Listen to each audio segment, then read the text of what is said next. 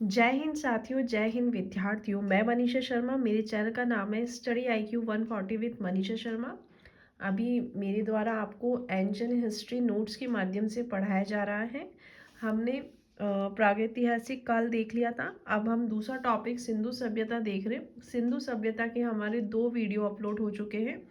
आज जो हमारा है वो तीसरा वीडियो है।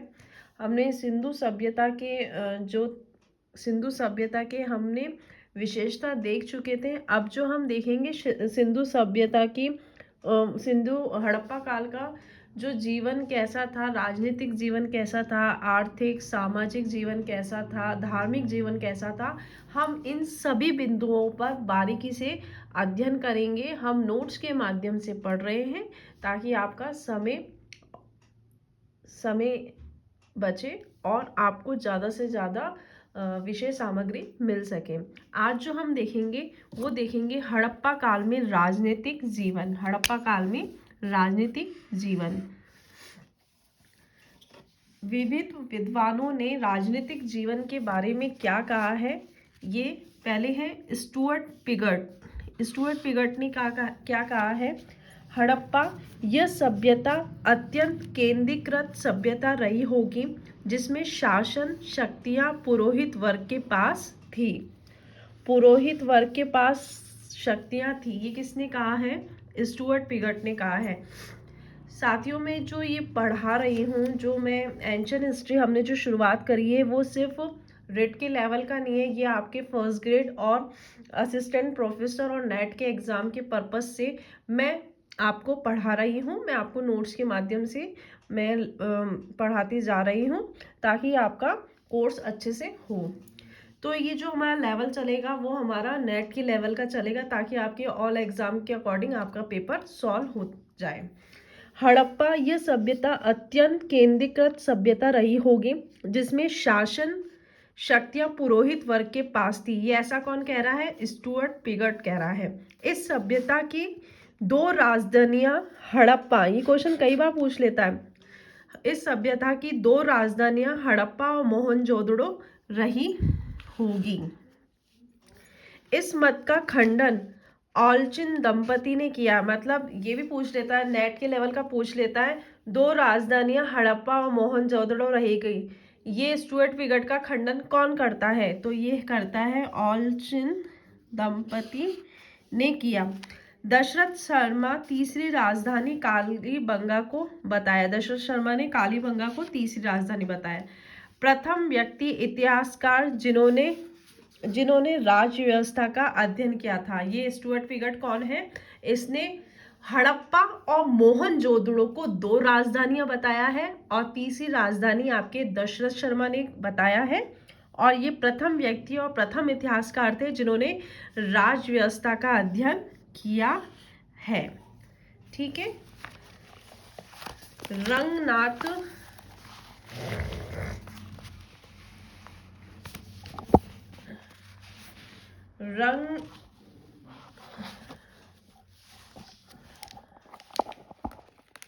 आपके रंगनाथ राव ने इसका समर्थन किया है। खंडन किसने किया था? ऑलचिन दंपति ने। और इसका समर्थन किया है रंगनाथ राव ने। इस सभ्यता को महान साम्राज्य बताया है। इस सभ्यता को महान साम्राज्य बताया है। ये अपन ने पढ़ा था स्टुअर्ट पिगट ने। इसने 2 राजधानी बताया, हड़प्पा और मोहनजोदड़ो को। तीसरी राजधानी आपकी कालीबंगा को किसने बताया है? दशरथ शर्मा ने बताया है। इसका समर्थन रंगनाथ राव ने किया है और इसका खंडन आपके ऑलचिन दंपति ने किया है। इस सभ्यता को महान साम्राज्य बताया है। ये आपके पूछ लिया जाता है। दूसरा है RS शर्मा। RS शर्मा क्या कहते हैं? हड़प्पा सभ्यता व्यापारिक सभ्यता थी। ये मैच फॉलोइंग में पूछ लेते हैं। कौन सी सभ्यता को कौन से इतिहासकारक ने क्या कहा है? तो व्यापारिक सभ्यता कहा है आपके RS शर्मा। यहाँ पे वणिक वर्ग का शासन रहा होगा। और जबकि वो कौन स्टुअर्ट पिगट क्या बोल रहे थे? पुरोहित का शासन था। LA बैशम, इनकी बुक है wonders that was India. Wonders that was India. इसकी किताब पूछ लेते हैं, एल.ए. बेशम की, वंडर्स दैट वाज इंडिया। इस सभ्यता में धर्म आधारित शासन प्रणाली थी जिसमें सरकार पुरोहित वर्ग के नियंत्रण में थी। ए.एल. बेशम भी धर्म आधारित शासन प्रणाली बताया है जिसमें सरकार पुरोहित वर्ग के नियंत्रण में थी। फिर है व्हीलर। व्हीलर क्या बोलते हैं? चौथा नंबर है व्हीलर। मार्टिन व्हीलर ने मध्यम वर्गीय पुरोहित जनतंत्र का शासन रहा होगा। इन्होंने भी पुरोहित को मध्यम वर्ग में बताया है। फिर है फेयर सर्विस। फेयर सर्विस कहते हैं यह ना तो साम्राज्य था ना ही राज्य, बल्कि ग्राम प्रशासन द्वारा संचालित होता होगा। ग्राम प्रशासन द्वारा संचालित किसने बताया है? आपके फेयर सर्विस ने बताया। बीबी लाल। महाजनपद व्यवस्था की तरह इस सभ्यता में भी कई राज्य थे जिनकी अपनी राजधानियां थी जो कि स्वतंत्र रूप से शासन कर रहे थे। इन्होंने महाजनपद जैसी व्यवस्था बताया। महाजनपद व्यवस्था की तरह इस सभ्यता में भी कई राज्य थे जिनकी अपनी राजधानियां थी जो कि स्वतंत्र रूप से शासन कर रहे थे। मैके क्या कहता है? मैके कहता है जनप्रतिनिधि सरकार थी। ये इंपॉर्टेंट है। जनप्रतिनिधि सरकार किसने बताया है? मैके ने। जिनमें जनता द्वारा अपना एक प्रतिनिधि चुना जाता है। हर्टर ने इसे जनतंत्रात्मक शासन कहा है। आपको पता होना चाहिए, ज्यादा पुरोहित वर्ग की बात कर रहा है। पुरोहित वर्ग की बात एक तो बेशम कर रहा है, व्हीलर भी कर रहा है और आपका स्टुअर्ट पिगर्ट भी कर रहा है। कैन्योर शहरी अभिजन, पुरोहित कुलीन व्यापारी तथा ग्रामीण सामान्य जन मिलकर सामुदायिक सरकार के रूप में कार्य करते हैं। सामुदायिक सरकार के रूप में कार्य करने की बात कैन्योर ने कही है। ये आपकी राजनीतिक व्यवस्था है। हड़प्पा की जो राजनीतिक व्यवस्था है वो किसके हाथों थी? तो अधिकतरों ने पुरोहित वर्ग के बारे में कहा है। सामाजिक विकास। सामाजिक विकास या सामाजिक जीवन कैसा था? नगर नियोजन व भवनों की संरचना के आधार पर कहा जाता है कि समाज का स्तरीकरण हुआ था। नगर नियोजन, जैसे हमने देखा था कि आपका जो नगर है उसको दो भागों में बांटा गया था। एक तो पश्चिम भाग, दूसरा है पूर्वी भाग। पश्चिम भाग आपका किले के रूप में और पूर्वी भाग जहाँ पे सामान्य जनता रहती थी वो उन भागों में बांटा गया था। तो नगर नियोजन और भवनों की संरचना आपको पता है ना, दो भागों में बांटा था। ये आपका पश्चिम और ये दूसरा है आपका पूर्वी। पूर्वी भाग आपका बड़ा था क्योंकि सामान्य जनता रहती थी और पश्चिम भाग आपका छोटा था क्योंकि यहाँ पे अभिजात वर्ग या विशिष्ट जन रहते थे। समाज का स्तरीकरण हुआ था। बौद्धिक वर्ग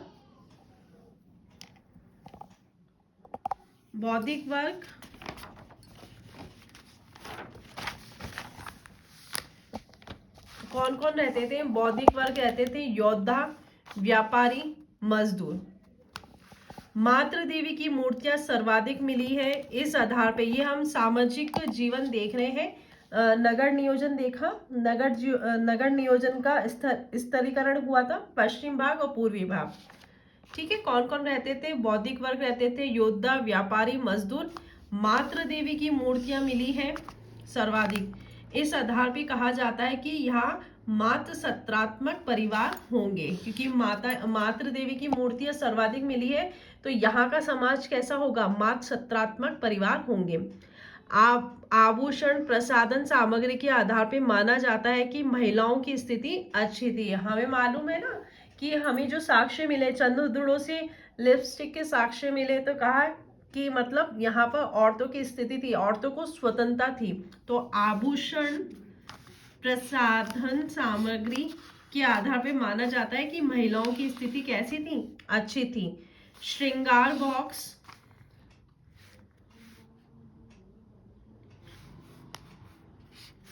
अंडाकार चूड़ियां से मिलती है। शॉपिंग मॉल मिला है, शॉपिंग मॉल कहाँ से मिला है, सुकोटड़ा से मिला है।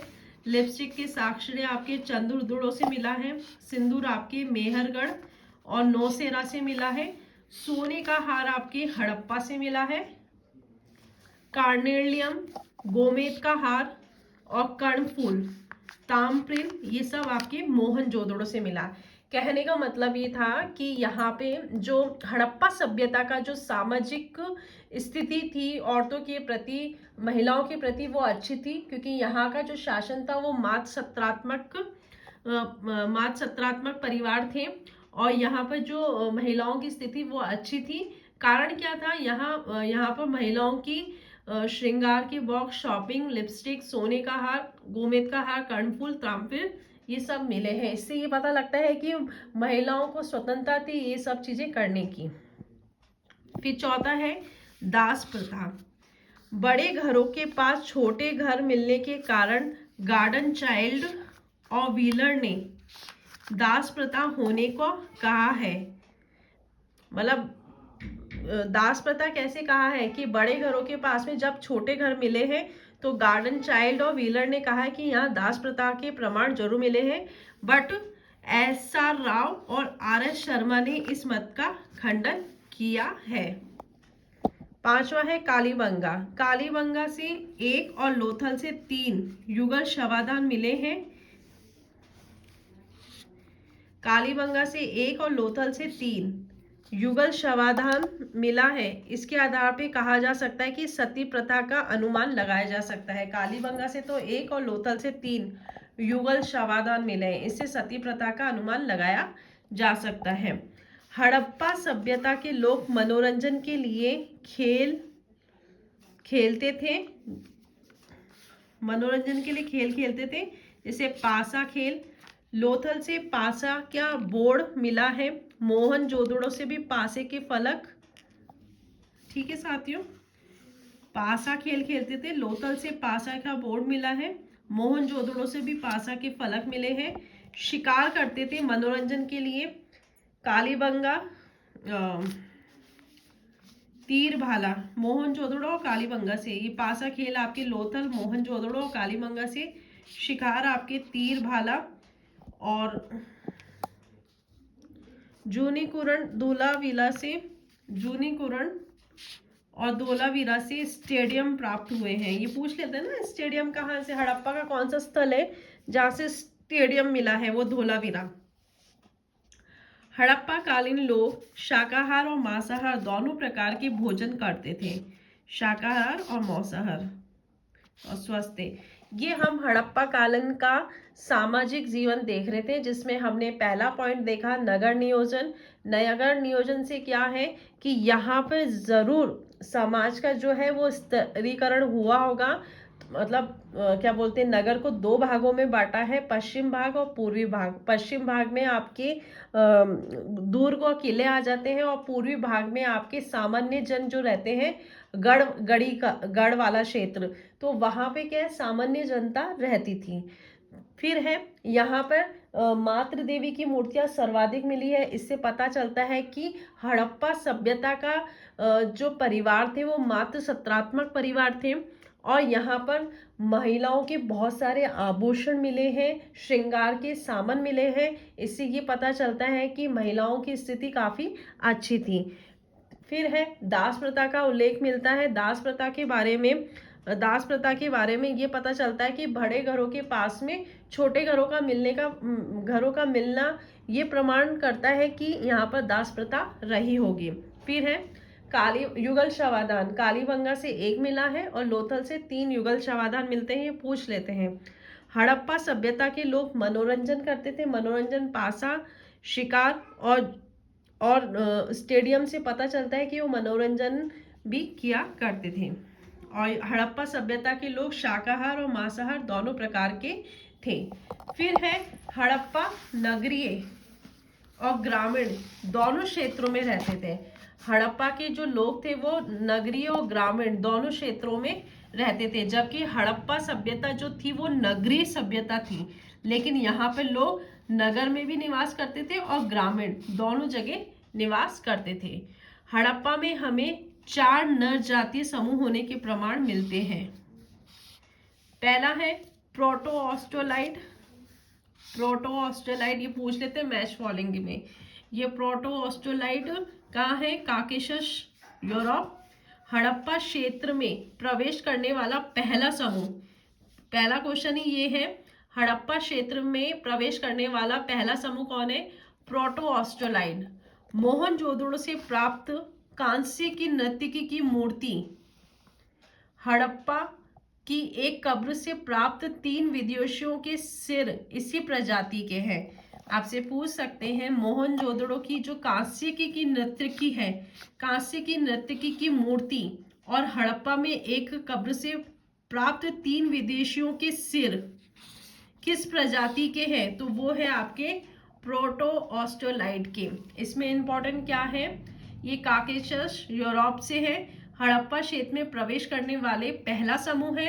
मोहनजोदड़ो से प्राप्त कांस्य की नर्तकी की मूर्ति इसी प्रजाति की है और हड़प्पा की एक कब्र से प्राप्त 3 विदेशियों के सिर इसी प्रजाति के हैं।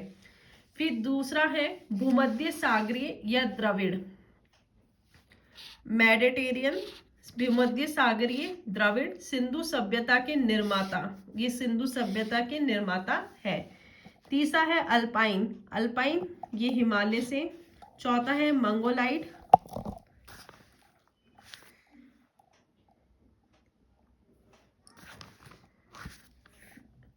फिर है निग्रोटो के भी प्रमाण नहीं मिले हैं।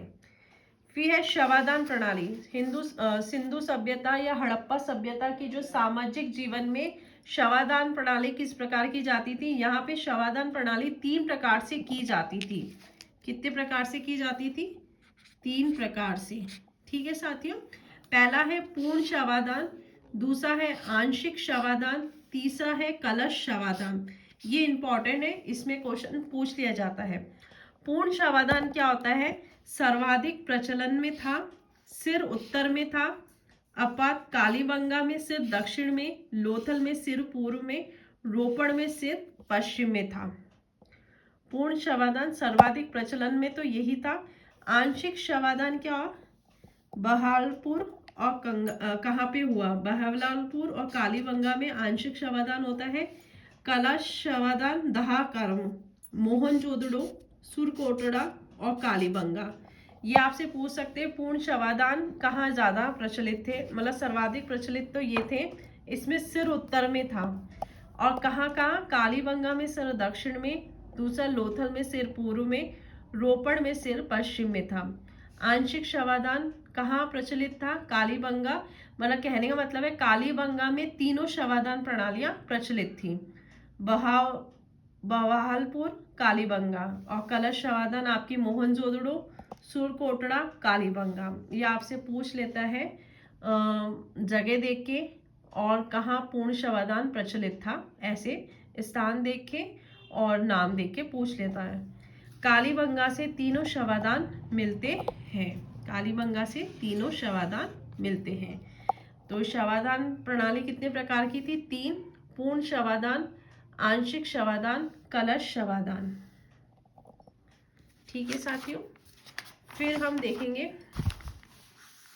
आगे कालीबंगा से अंडाकार कब्र जिसमें खोपड़ी में 6 छेद किए गए। कालीबंगा से एक अंडाकार कब्र मिली है जिसमें खोपड़ी में 6 छेद किए गए हैं।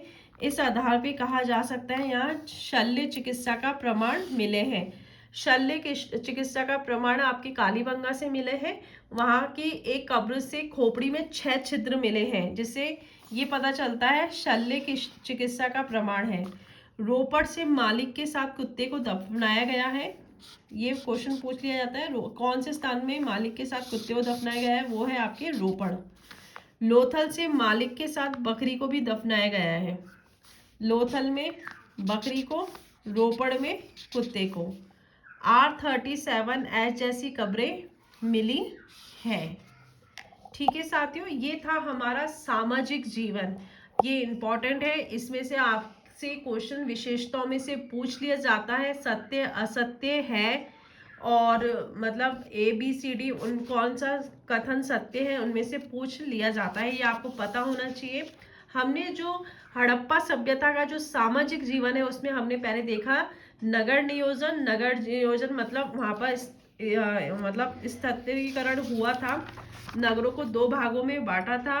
फिर दूसरा है यहाँ पे मात्र सत्रात्मक परिवार थे, यहाँ पर जो परिवार की जो प्रकृति थी वो मात्र सत्रात्मक थे, परिवार का जो मुखिया था वो मतलब महिलाएं थी।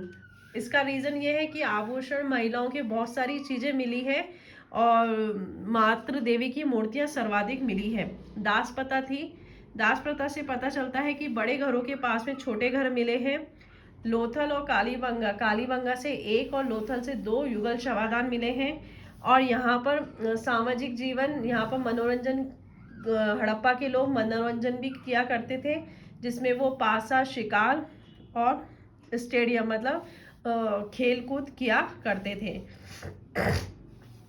हड़प्पा के नगरीय और ग्रामीण दोनों सभ्यताएं थी और यहाँ पर 4 प्रकार के समूह रहते थे, प्रोटो ऑस्ट्रेलाइट, मेडिटेरियन, अल्पाइन, मंगोलॉइड।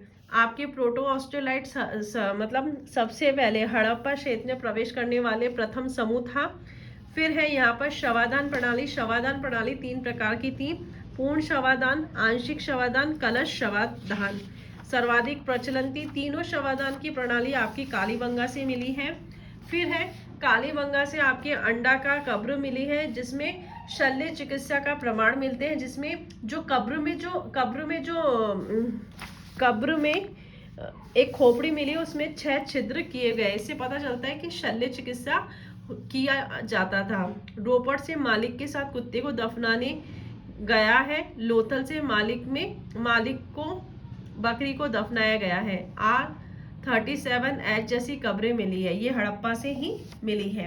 अब हम देखेंगे सिंधु सभ्यता का आर्थिक जीवन, ये इंपॉर्टेंट है, इनमें से क्वेश्चन पूछ लिए जाते हैं।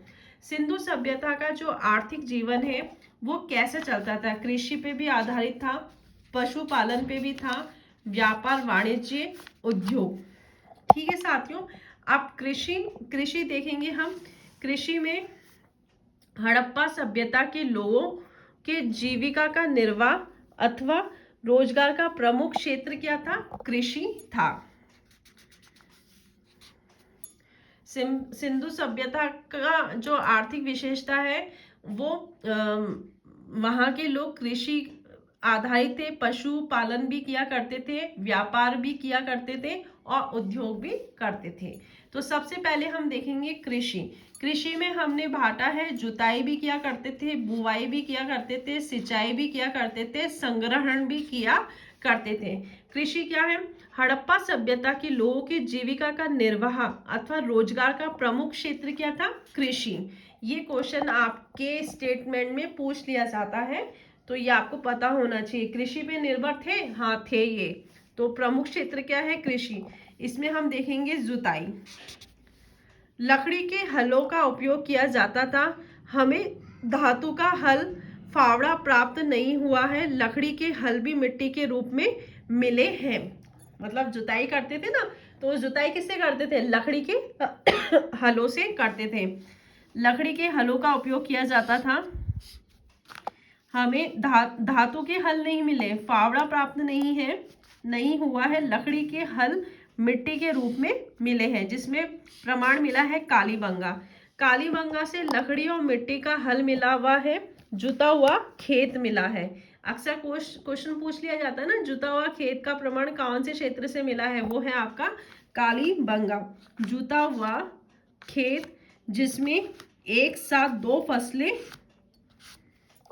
दो फसलें सरसों और चना उगाई जाती थी।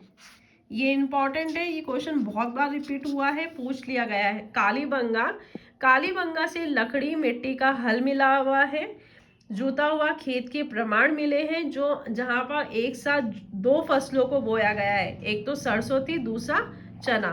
लिख देती हूँ यहाँ पर। सरसों वह चना।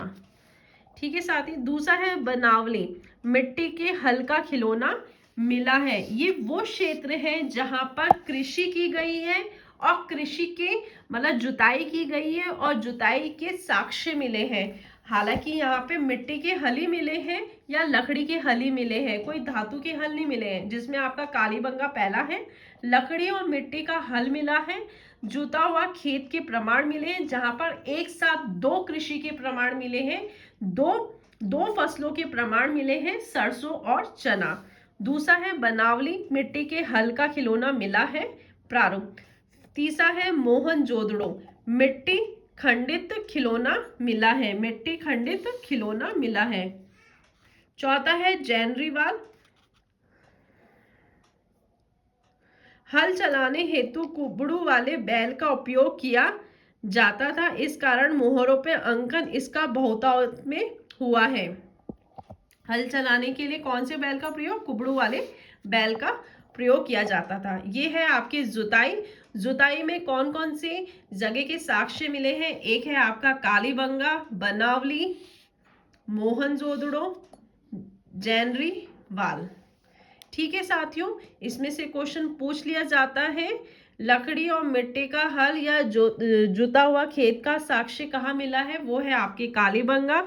मिट्टी का हल का खिलौना, मिट्टी के हल का खिलौना कहाँ मिला है? वो आपका है बनावली। मिट्टी खंडित खिलौना मिला है, वो है आपका मोहनजोदड़ो। और जो कुब्बड़ वाले बैल का प्रयोग किया जाता था। ठीक है साथियों, हल चलाने के लिए।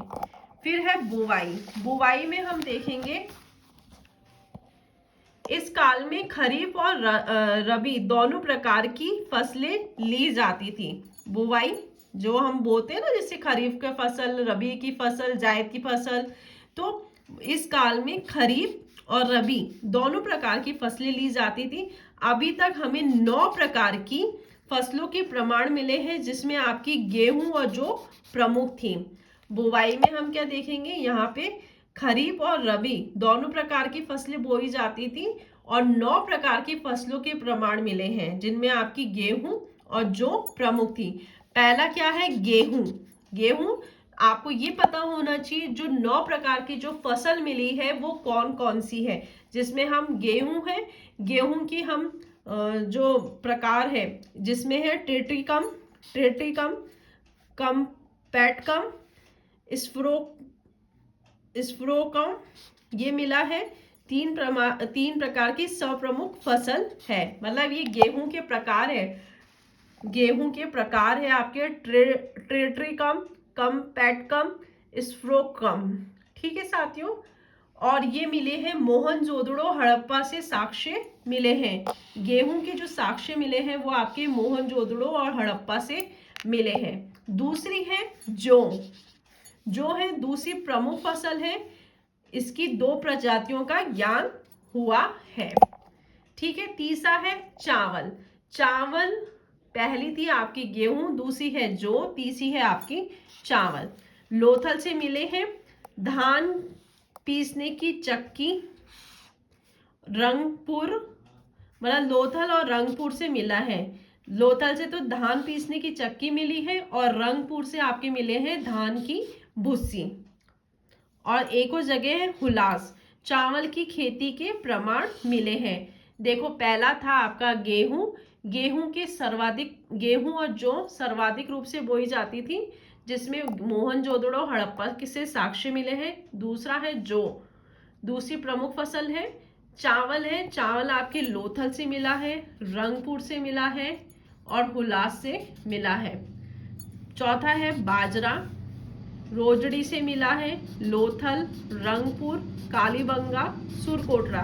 साथियों ये हम नाम इसलिए याद कर रहे हैं ताकि जब हमारे पास क्वेश्चन आए ना किसी भी तरीके से, तो आपका स्टेटमेंट वाले क्वेश्चन हो तो आप देख के पहचान जाओ कि इस क्षेत्र से क्या हुआ है। चावल, जौ, बाजरा, तो देखो बाजरा आपके रोजड़ी, लोथल, रंगपुर, कालीबंगा, सुरकोटरा से मिला है। फिर है कपास। विश्व में सर्वप्रथम खेती यही हुई, इसी की हुई, कपास की खेती हुई। सिंधु क्षेत्र में होने के कारण यूनानियों ने कपास को सिंडन नाम दिया है। सिंडन नाम किसने दिया है? यूनानियों ने दिया है। अन्य फसलें कौन कौन सी थी आपकी? तिल थी, मटर, खजूर, ब्रासिका, जूसी फसल। तिल, मटर, मटर, खजूर, तो आपकी 9 फसलें मिली है, जिसमें छठी है आपकी तिल, 7वीं है आपकी मटर खजूर और 8वीं है ब्रासिका जूसी फसल। ईख और रागी का ज्ञान था, लेकिन हड़प्पा सभ्यता के लोगों को नहीं था। ईख और रागी का ज्ञान तो था, लेकिन हड़प्पा सभ्यता के लोगों को नहीं था। ये था हमने बुवाई। बुवाई में हम देखेंगे, बुवाई में खरीफ और रबी दोनों प्रकार की फसलें ली जाती थी, जहां पे 9 प्रकार की फसलों के प्रमाण मिले हैं, जिसमें गेहूं पहला है, जौ, चावल, बाजरा, कपास और तिल, मटर, खजूर, ब्रासिका जूसी फसल। ईख रागी का ज्ञान हड़प्पा वालों को नहीं था। ठीक है साथियों, अब तीसरा हम देखेंगे सिंचाई। सिंचाई 2 प्रकार से की जाती थी, प्राकृतिक सिंचाई और आपकी कृत्रिम सिंचाई। प्राकृतिक सिंचाई और कृत्रिम सिंचाई। वर्षा जल, प्राकृतिक सिंचाई क्या होती है? वर्षा जल और मानसून पर निर्भर थे, और ये सिंचाई आपकी खरीफ की फसलों के लिए की जाती थी। और जबकि कृत्रिम सिंचाई बांध बना के, नहरें, जलकुंड, कृत्रिम सिंचाई आपकी बांध, नहरें और जलकुंड से, बांध द्वारा बलूचिस्तान से, नहरें शोधगोई में पाई गई, और जलकुंड और तालाब धोलावीरा से, जलकुंड और तालाब धोलावीरा से। जल प्रबंधन का सर्वश्रेष्ठ उदाहरण है।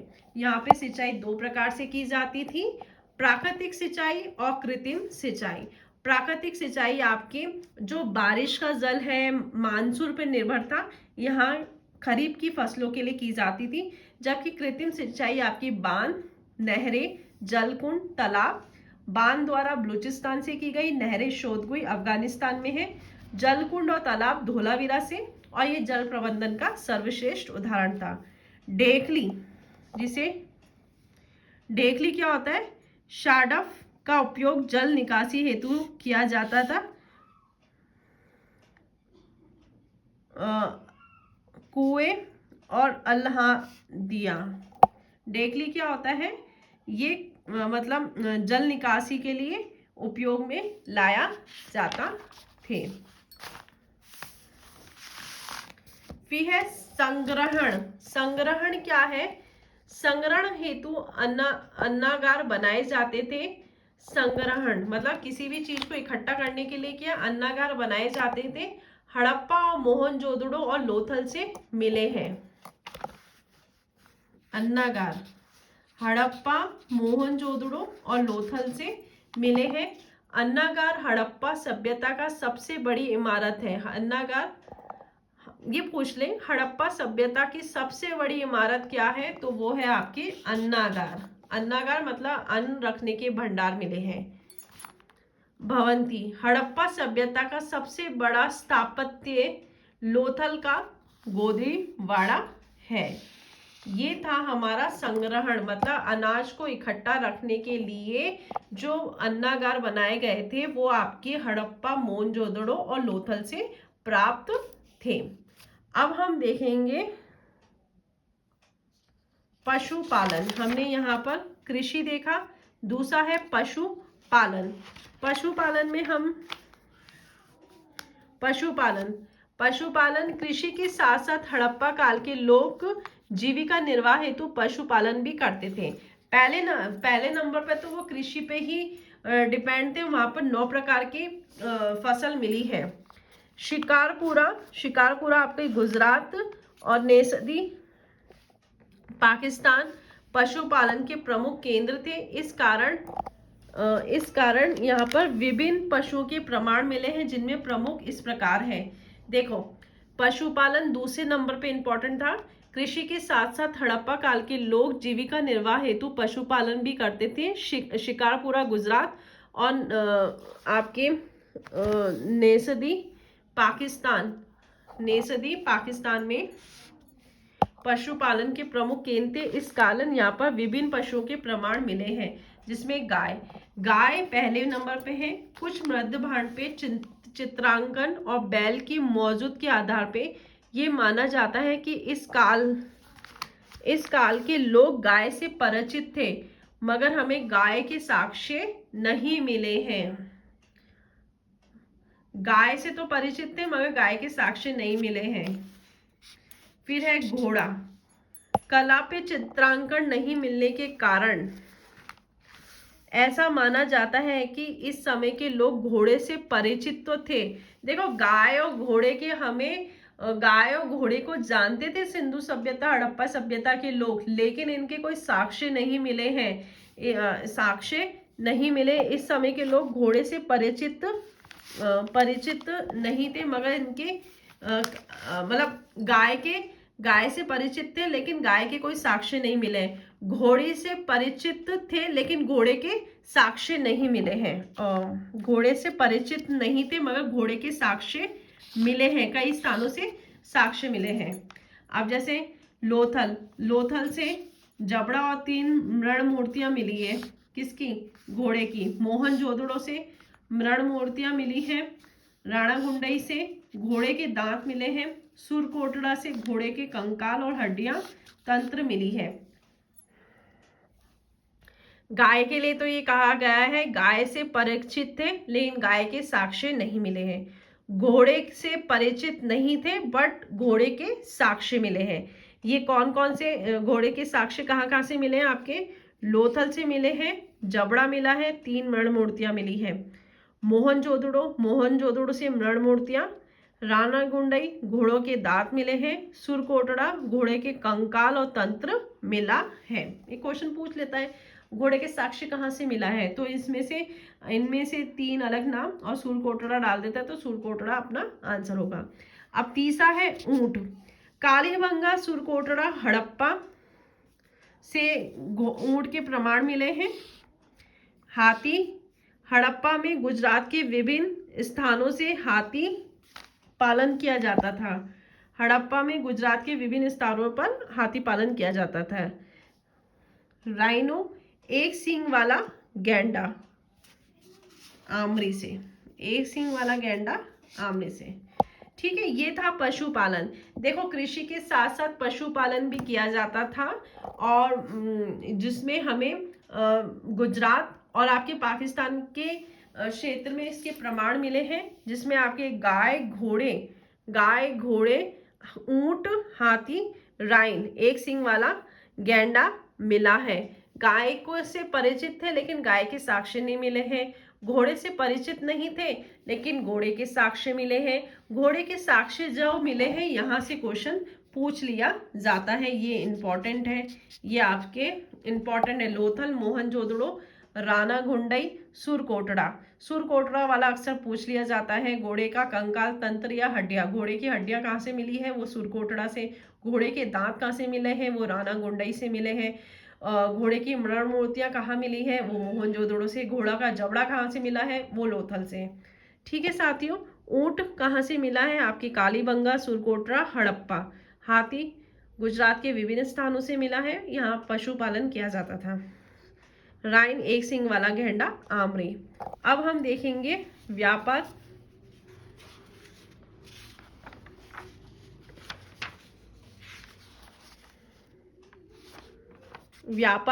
वाणिज्य देखेंगे।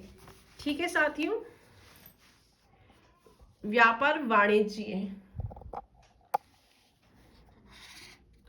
हड़प्पा काल में आंतरिक और बाहरी दोनों प्रकार का व्यापार होता था। आंतरिक व्यापार भी होता था और बाहरी व्यापार भी होता था।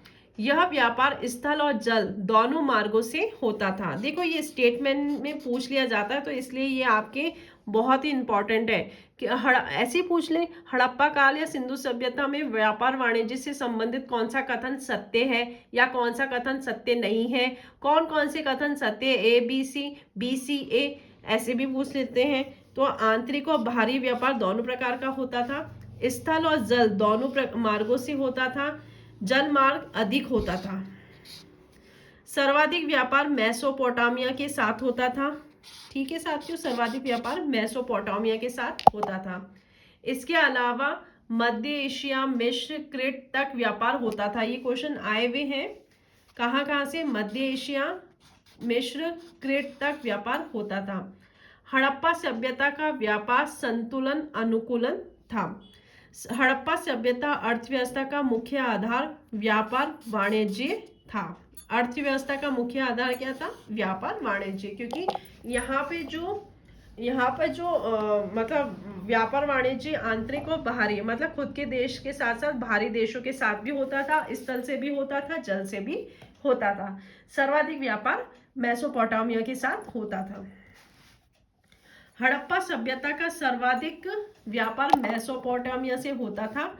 इसके कई प्रमाण हैं, जैसे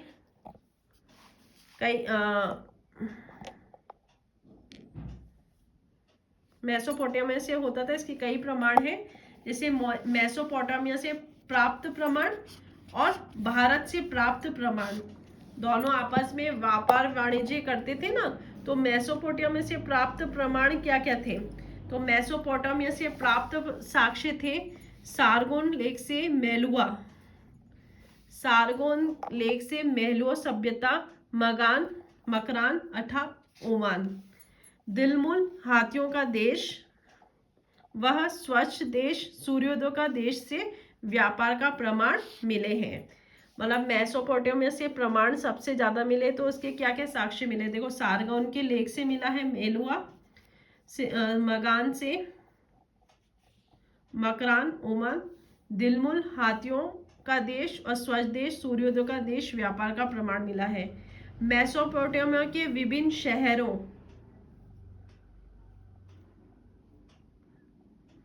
उर, किश, लगश, सुमेर, नूपुर, उम्मा इत्यादि शहरों से हड़प्पाई मुहरें मिली है। यहाँ से मुहरें मिली है। इनके जो विभिन्न शहर है ना, उर, किश, लगश, सुमेर, नूपुर, वह उम्मा इत्यादि शहरों से हड़प्पाई मोहरें प्राप्त हुई है। ऊर्ट से हड़प्पा का कार्नेलियम हार मिला है। ऊर्ट से कार्नेलियम हार मिला है। त्राम श्रृंगारदान प्राप्त हुआ है। ये सब हड़प्पाई सभ्यता के साक्ष्य हैं, इसलिए हम कह सकते हैं मेसोपोटामिया से सर्वाधिक व्यापार हुआ है, क्योंकि यहाँ पे हमको हड़प्पाई मोहरें प्राप्त हुई है। उर से हड़प्पा का कार्नेलियम हार, ताम्र का श्रृंगारदान प्राप्त हुआ है। ईरान हिसार, शाही टीप, हड़प्पा के सुदूरवर्ती चौकी, जलालाबाद, मार्लिक स्थानों से हड़प्पा कालीन वस्तुएं प्राप्त हुई है। ये सब क्षेत्र है और यहाँ से हड़प्पा कालीन वस्तुएं प्राप्त हुई है। ईरान, शाही टीप, हड़प्पा की सुदूरवर्ती चौकी, जलालाबाद, मार्लिक स्थानों से हड़प्पा कालीन वस्तुएं प्राप्त हुई है। ये सब वो बता रहा है जो मेसोपोटामिया से प्राप्त प्रमाण मिले, मतलब हमारे देश के, मतलब सिंधु सभ्यता, हड़प्पा सभ्यता ने वहां से व्यापार किया होगा और वहां पे जो हड़प्पा कालीन की है वो वस्तुएं मिली है, वो बता रहा है। फिर है मेसोपोटामिया से प्राप्त साक्ष्य। भारत से प्राप्त साक्ष्य, भाई व्यापार के साक्ष्य, सभ्यता से कई बंदरगाह नगर मिलना, जैसे लोथल से भोगवा नदी, गोदीवाड़ा मिला है। मेसोपोटामिया के प्रकार की मुहरें मिली है, मतलब यहाँ से जो व्यापार वाणिज्य मिला होगा ना, लोथल, भारत में कौन कौन से मतलब मेसोपोटामिया से जो व्यापार वाणिज्य किया होगा, तो भारत के कौन कौन से स्थान से मिला है? तो पहला है लोथल, तो यहाँ गोदीवाड़ा डॉकयार्ड, मेसोपोटामिया प्रकार की मोहरें मिली है। फारस की बेलनाकार मोहरें मिली है। ठीक है साथियों, नाव के चित्र की मोहरें मिली है और नाव के मॉडल मिले हैं। कहाँ से? लोथल से। दूसरा है भगत राव, किम सागर। तीसरा है प्रभासपट्टनम, हिरण्य नदी पे है। फिर है मेगम। आगे है देना, बालाकोट, डाबरकोट, सूतकांगेडोर, सूतकांगेहोर, इधर से भी हमें व्यापार वाणिज्य के साक्ष्य, बाहरी व्यापार के साक्ष्य मिले हैं। हड़प्पा सभ्यता से कई मेसोपोटामिया की मोहरें प्राप्त हुई है, मगर मेसोपोटामिया की मोहरों के चित्रण हड़प्पा मोहरों पर मिले हैं। क्या क्या मिले हैं? प्रवेश द्वार, पशुओं से लड़ता हुआ आदमी, सूत काटने का यंत्र मिला है। हड़प्पा सभ्यता से कई मेसोपोटामिया की मोहरें प्राप्त नहीं हुई है। मेसोपोटामिया की मोहरें प्राप्त नहीं हुई है, मगर मेसोपोटामिया की मोहरों के चित्रण हड़प्पा मोहरों पर प्राप्त मिले हैं। ये कहना चाहता है मेसोपोटामिया की जो मोहरें हैं ना, वहां से हड़प्पा सभ्यता की मोहरों के चित्रण नहीं मिले, जबकि मेसोपोटामिया की मोहरों के चित्रण हड़प्पा मोहरों पे सर्वाधिक मिले हैं। क्या मिला है? प्रवेश द्वार, पशुओं से लड़ता हुआ आदमी, सूत काटने का यंत्र। अब यहाँ पे जो आयात की जाती थी वो मछली, अनाज, कच्चा ऊन और चांदी, और निर्यात सोना, तांबा, कार्नेलियम, लाल पत्थर, लाजवत, मणि, खजूर, कपास, हाथी दांत सामग्री, शंख, हाजा पक्षी मतलब मोर प्राप्त मतलब निर्यात की जाती थी। आपसे ये भी पूछ सकता है ना, हड़प्पा सभ्यता में आयात की चीजें कौन कौन सी थी और निर्यात की? आयात मछली, अनाज, कच्चा ऊन, चांदी, और निर्यात सोना, तांबा, कार्नेलियम, लाल पत्थर, लाजवत, मणि, खजूर, कपास, हाथीदांत सामग्री, शंख, हाजा पक्षी, मोर थे। ये थे हमारे मतलब आपका व्यापार वाणिज्य देख रहे थे हम। आगे की क्लास में हम शिल्प और उद्योग देखेंगे। वीडियो ज़्यादा लंबा ना हो जाए इसलिए मैं थोड़ा सा अभी यहीं पे समाप्त करती हूँ। जय हिंद साथियों, जय हिंद विद्यार्थियों। आगे की क्लास में हम शिल्प और उद्योग देखेंगे।